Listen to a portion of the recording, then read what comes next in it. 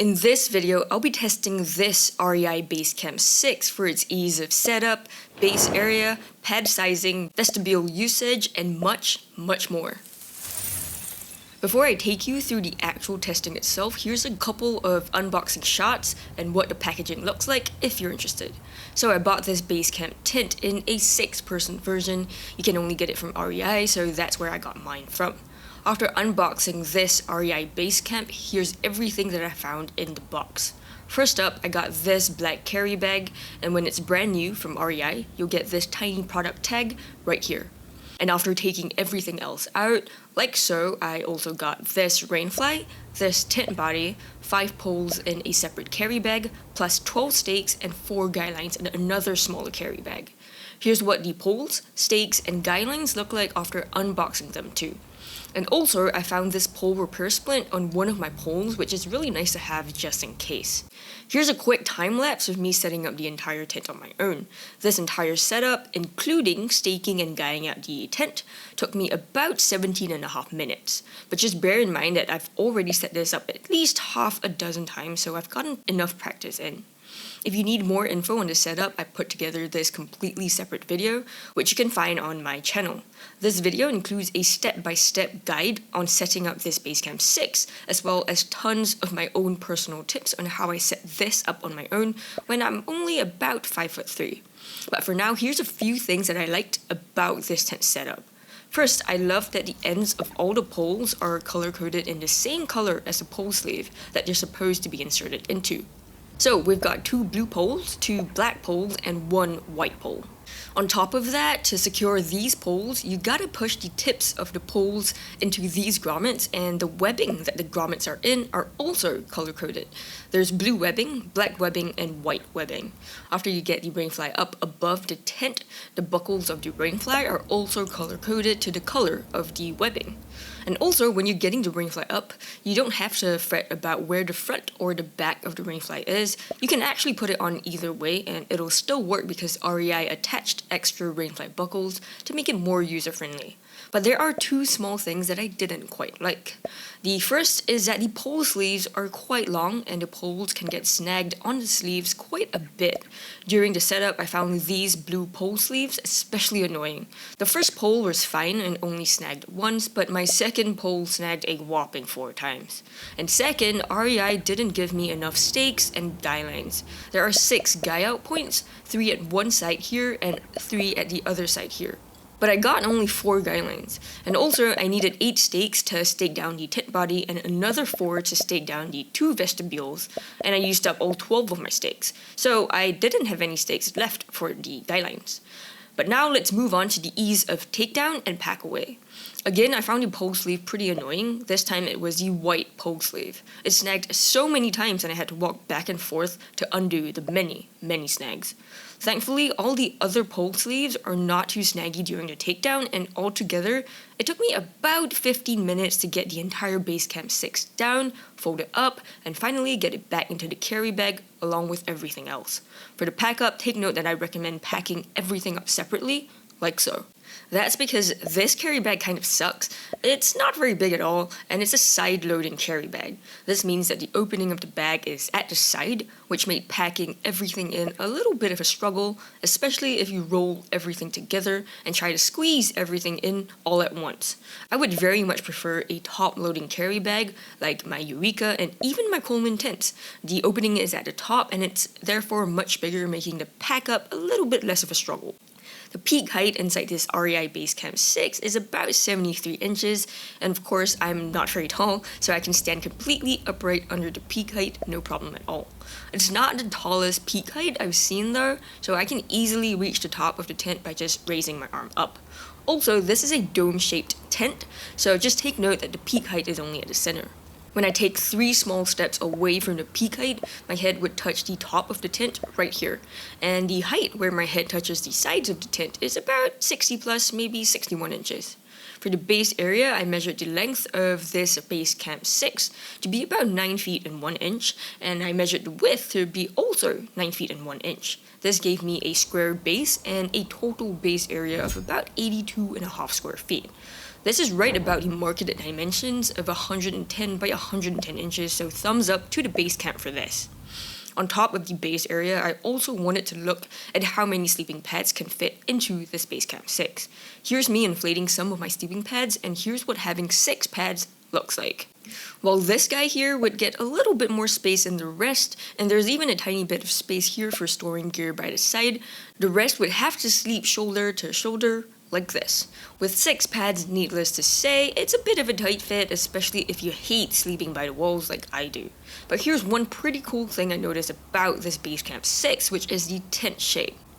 In any other regular dome-shaped tent, let's take my Coleman Sundome 6 as an example, sleeping at the sides of the tent, for me at least, makes me feel incredibly claustrophobic because usually my head would graze the wall of the tent when I sit up. However, in this Base Camp 6, my arm doesn't even touch the sides when I raise it up, and neither does my head when I sit up. That's because the 2 sides of this base camp is pulled outward by the 2 black poles on the outside. If you watched my setup video, there's these 2 black poles that we need to set up, and we also gotta secure and clip these pole clips and buckles of the tent body to these black poles. These really pull the tent fabric outward, giving you much more livable space than regular dome-shaped tents. In fact, I found that I could actually walk around the tent quite a bit, but I guess it's also because I'm not very tall. But still, it's very impressive. Back to the mattress sizing, here's me inflating 2 queen beds inside this tent, and well, it looks like this Base Camp 6 can fit a maximum of only 1 queen bed, plus a twin bed here by the side. So instead of 6 people squished into this tent, I recommend fitting a maximum of 3, maybe 4 people inside this tent, and here's kind of what it looks like. On top of that, there's also quite a bit of leftover room for storing gear inside the tent itself, which is always very nice to have. Speaking of gear storage, this REI Base Camp comes with 2 pretty huge vestibules, and I'll start by showing you the size of the front vestibule. The front vestibule has a shortest length of about 58 inches if you stake it out snugly, while the longest length comes in at about 109 inches, which is the same size as the inner tent. The width of this front vestibule is a good 54 inches, and after doing a little calculation, I found the front vestibule area to be about 31 square feet. So, since this front vestibule is a pretty big size, I could easily fit one of my camping chairs. This is my REI Skyward chair, and you could easily have another Skyward chair right here, right beside me. On the other hand, when I brought this Skyward chair to the back vestibule, it couldn't even fit at all. The legs of my chair were hanging off the ground because the door to the vestibule was blocking the armrest of the chair. So, if you're wondering, yes, it's a lot smaller, and here are the dimensions. The shortest length comes in at about 57 inches, and the longest length measures about 109 inches, which is about the same as the front vestibule. But here's the big difference. The width of the back vestibule is just 37 inches. This gave me a base area of just 21.5 square feet, which is 2/3 the size of the front vestibule. In fact, here's me trying to fit the REI trail stool into the back vestibule. While it looks like it does fit, well, it doesn't really, and let me show you why. When I sit on the stool, my head and my back are pressing up against the fabric of the vestibule door. So I can't even sit upright, and it's really uncomfortable sitting here hunched over the stool. So my recommendation is to use this back vestibule for storing gear, and you can use the front vestibule instead for chilling and lounging. The front vestibule actually has quite a decent height, coming in at about 62 inches from the ground to the top of the vestibule. The reason that the front vestibule is much bigger is because it has this overhanging white pole running from each width of the tent, which creates much more space in the vestibule. On the other hand, the back vestibule slopes off immediately from the inner tent, which really limits the livable space in the back vestibule and explains why I can't even sit on a stool in there. The vestibule doors are pretty big and come with zippers that are YKK, as you can see these tiny letters over here.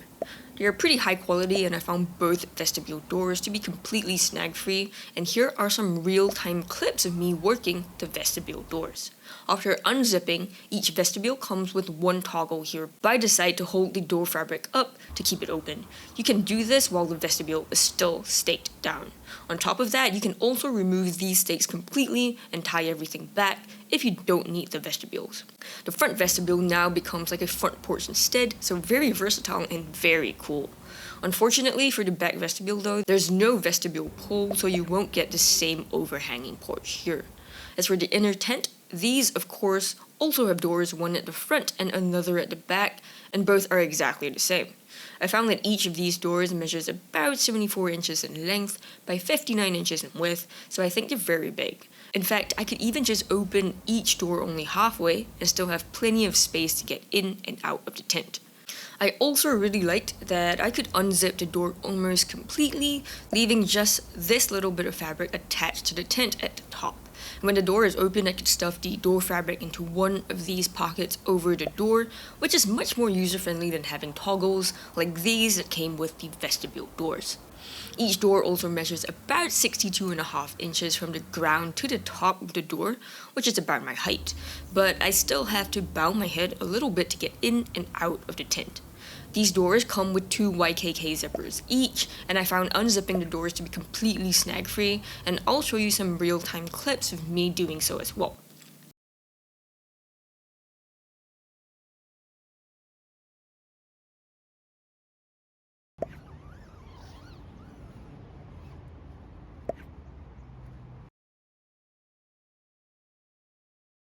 However, when I was zipping the doors up, I found that I sometimes had to use 2 hands to pull the zipper past this bend here.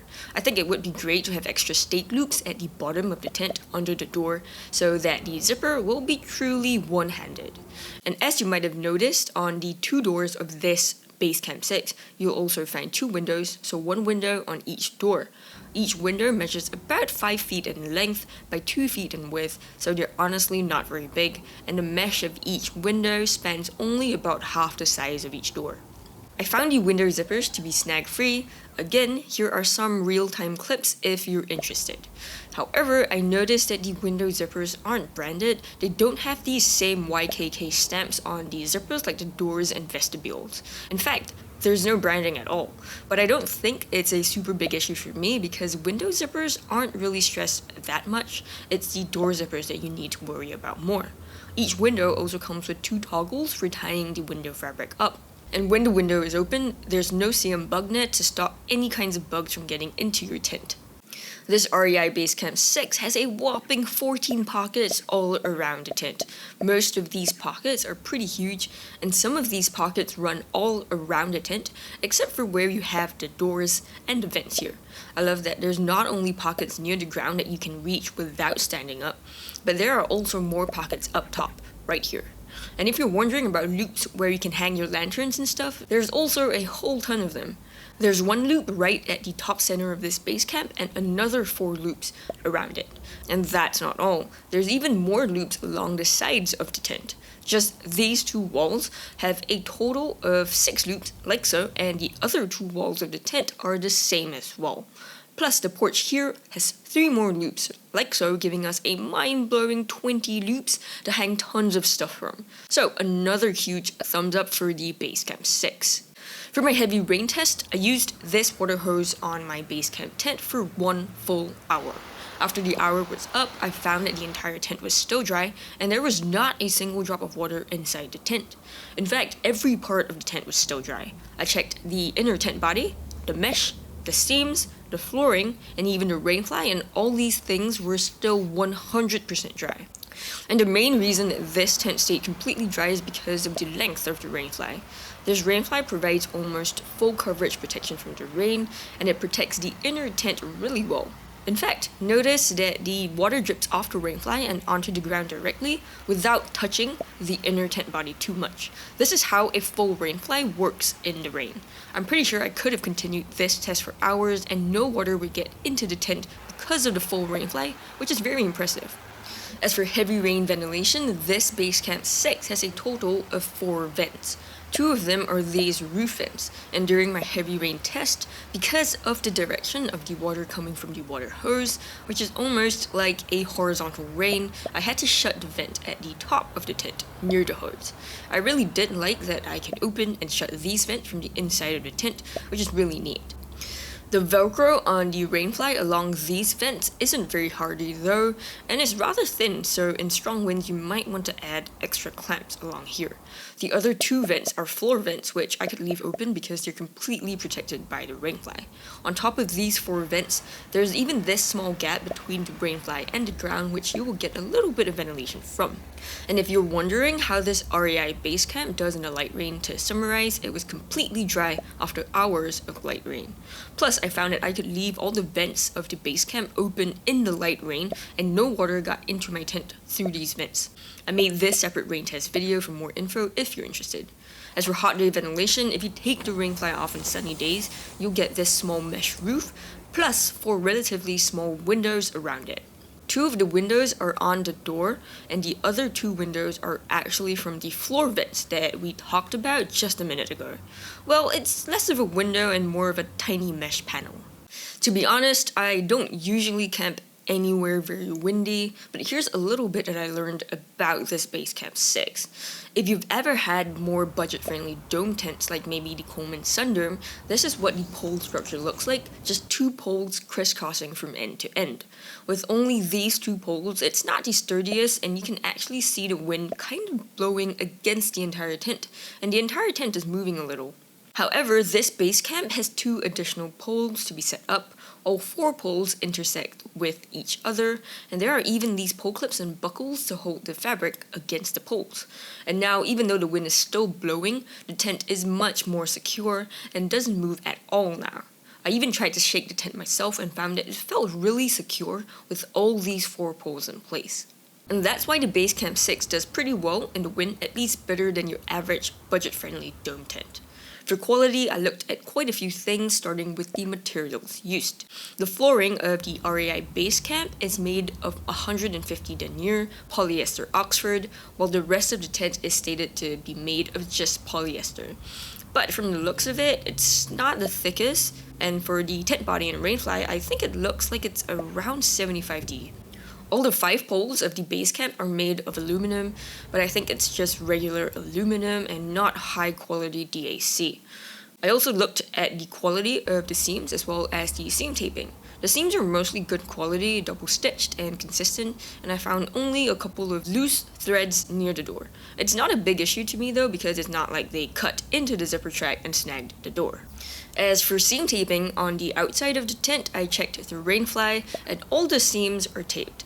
And for the inside of the tent, the flooring seams running the length of the tent have been nicely taped, and so were the corner seams. The rest of the seams were not taped though, like for example the door seams, but I think it's because the rainfly length is so long that they didn't need to be taped. I also looked at the quality of the zippers, which are YKK, except for the window zippers, and pretty snag-free. Plus the mesh is no-seam mesh and looks like this.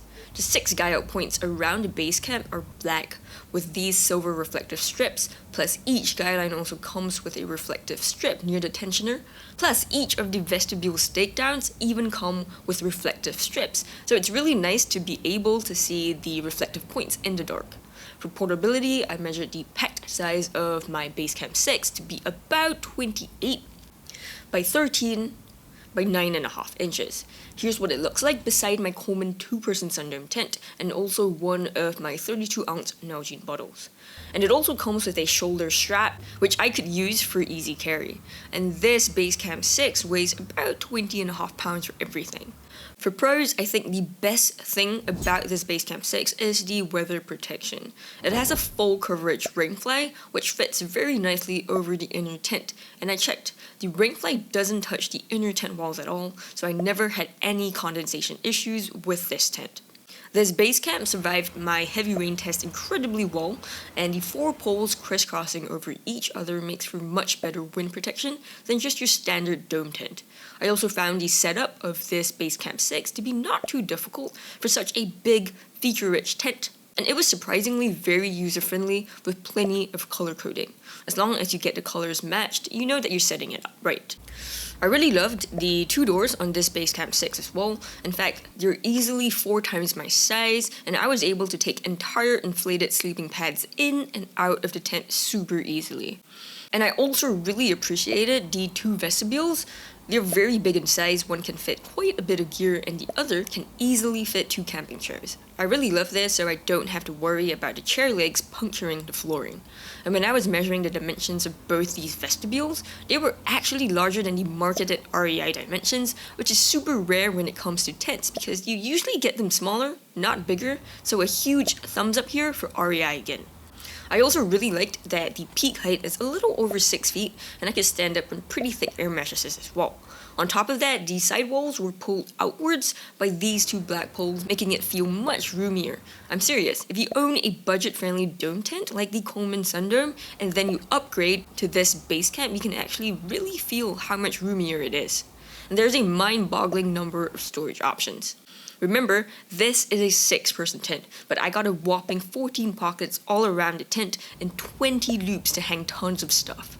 But if you're looking for other features like an e-port or room dividers or gear lofts, sadly I didn't get them with this Base Camp 6. Before we move on to the cons, if you found this video helpful so far, it would mean so much if you could help me hit that like button.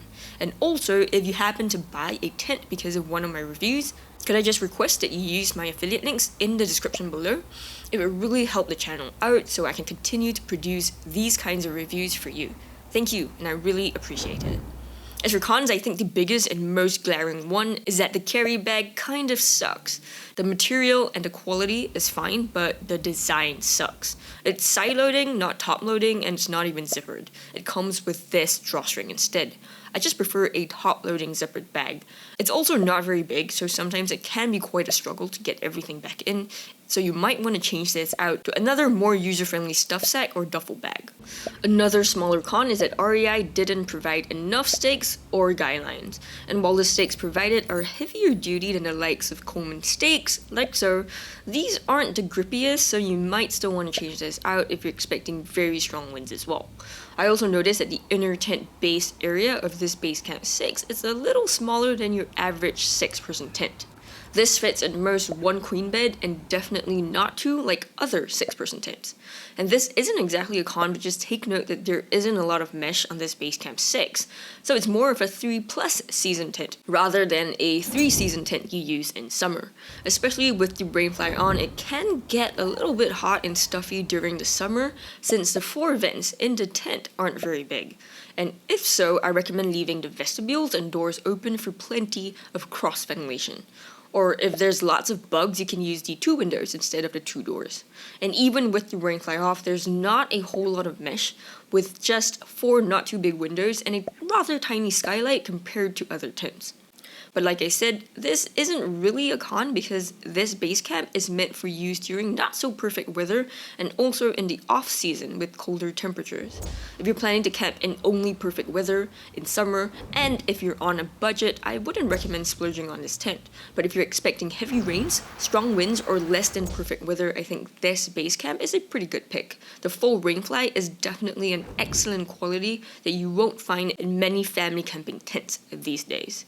How do I know this? Well, I bought and tested quite a few 6-person and also family camping tents over the years, and I highly recommend that you check out these videos that I'll leave on the screen here. Thank you for watching this review, and I'll see you in the next one.